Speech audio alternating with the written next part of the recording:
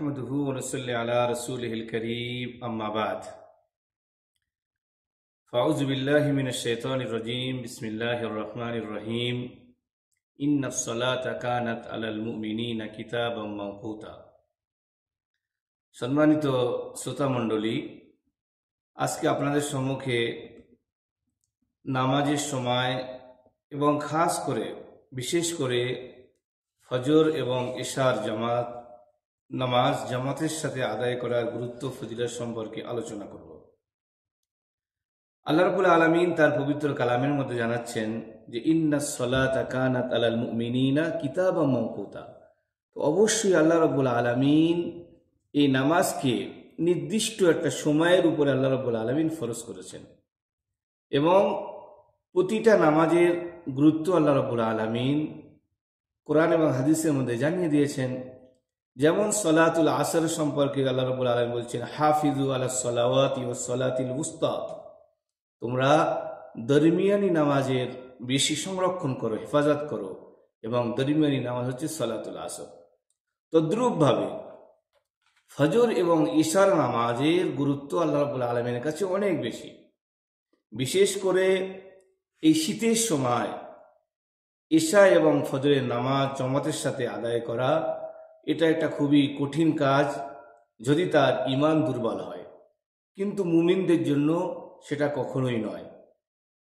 নবী সাল্লাল্লাহু আলাইহি সাল্লাম ইশা এবং ফজরের নামাজ জামাতের সঙ্গে আদায় করার সম্পর্কে তার ফজিলত বর্ণনা করতে গিয়ে তিনি বলছেন যে মান সাল্লাল ইশা ফি জামাআতিন ফাকাআন্নামা কামা নিসফু লাইলিন, যদি কোনো ব্যক্তি ইশার নামাজ জামাতের সঙ্গে আদায় করে সে যেন অর্ধরাত্রি আল্লাহর ইবাদতের মধ্যে কাটালো।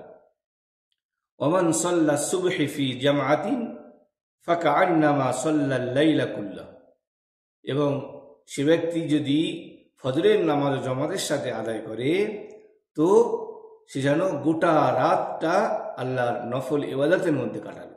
অর্থাৎ যদি কোনো ব্যক্তি ইশার নামাজ জামাতের সাথে আদায় করার পরে শুয়ে যায়, ঘুমিয়ে যায়, কোনো ইবাদত না করে এবং ফজরের পূর্বে উঠে ওযু করে ফজরের নামাজ জামাতের সঙ্গে আদায় করে, তো আল্লাহ রাব্বুল আলামিন তার নামায় আমলে সারা রাত ইবাদত করার সওয়াব লিখে দেবে। বলুন সুবহানাল্লাহ।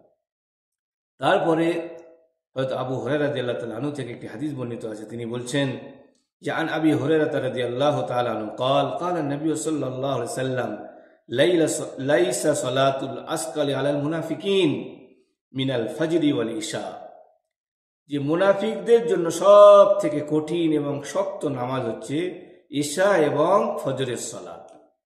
ওয়ালাউ ইয়ালামুনা মা ফীহিমা লা আতাউহুমা ওয়ালাউ হাবওয়ান, যদি তারা জানতো ইশা এবং ফজরের সালাতের মধ্যে আল্লাহ রাব্বুল আলামিন কত ফজিলত নিহিত রেখেছে, তাহলে তারা হামাগুড়ি দিয়ে হলেও তারা ফজরের জামাতে শরীক হতো। এই জন্য ভাইরা আমার, বিশেষ করে এই শীতের রাতে আল্লাহ রাব্বুল আলামিনের কাছে আমরা ইবাদতের দিকে মগ্ন হই এবং খেয়াল রাখি। আল্লাহ নামাজগুলোকে একটা নির্দিষ্ট সময়ের উপরে ফরজ করেছেন। অনেকে আমরা ফজরের নামাজ নিজের খামখেয়ালি খুশি মতো আদায় করি, যখনই ঘুম ভাঙে 7টায় 8টায়, কিংবা নিজের ডিউটি, নিজের অফিস টাইম, নিজের কর্মের সময় আমরা অ্যালার্ম দিয়ে রাখি, সেই সময় ফজরের নামাজগুলো আদায় করি, আল্লাহর কাছে দোয়া করি আল্লাহ রাব্বুল আলামিন এই সমস্ত অলসতা, এই সমস্ত সুস্তি থেকে আমাদেরকে হেফাজত করুক। কেননা কোরআন অপর জায়গায় বলছেন ফাওয়াইলুল লিল মুসাল্লিন আল্লাযীনা হুম আন সালাতিহিম সাহুন, ওই সমস্ত মুসল্লিদের উপরে আল্লাহ ধ্বংস যারা নামাজ সম্পর্কে অবহেলা করে। এই জন্য নামাজ সম্পর্কে আমরা কখনোই উদাসীন হব না। প্রত্যেকটা নামাজ তার যথাসময়ে আমরা আদায় করতে পারি। আল্লাহ রাব্বুল আলামিন এ তৌফিক আমাদের প্রত্যেককে দান করুক। ওমা তৌফিকি ইল্লা বিল্লাহ।